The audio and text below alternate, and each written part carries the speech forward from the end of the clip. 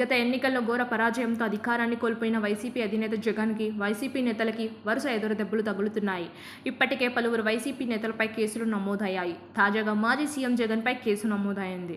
గతంలో వైసీపీ తరపున నర్సాపురం ఎంపీగా ఉన్న ప్రస్తుతం ఉండి టీడీపీ ఎమ్మెల్యే రఘురామకృష్ణరాజును పోలీస్ కస్టడీలో టార్చర్ పెట్టిన ఘటనలో ఈ కేసును నమోదు చేశారు. సెక్షన్ 120B, 167, 166, 197, 465, 508 కింద కేసు నమోదు చేశారు.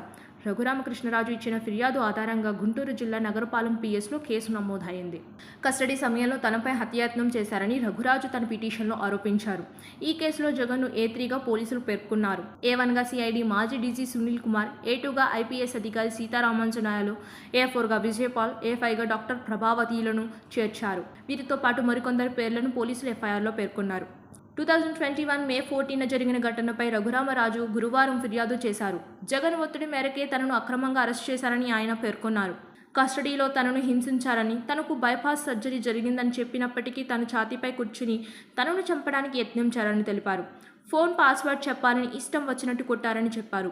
తనకు చికిత్స చేసిన జీజీహెచ్ డాక్టర్ ప్రభావతిపై కూడా ఆయన ఫిర్యాదు చేశారు. పోలీసుల ఒత్తిడితో తప్పుడు మెడికల్ రిపోర్టులు ఇచ్చారని రఘురామ ఆరోపించారు. జగన్ను విమర్శిస్తే చంపుతామని సిఐడి మాజీ డీజీ సునీల్ కుమార్ బెదిరించారని చెప్పారు.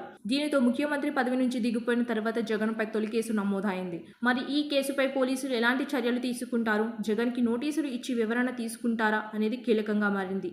అదే సమయంలో ఈ కేసుపై వైసీపీ ఎలా రియాక్ట్ అవుతుంది అనేది ఆసక్తికరంగా మారింది. సబ్స్క్రైబ్ చేయండి. Please do subscribe to Please like, share and subscribe to top Telugu TV. Top Telugu TV. Top Telugu TV.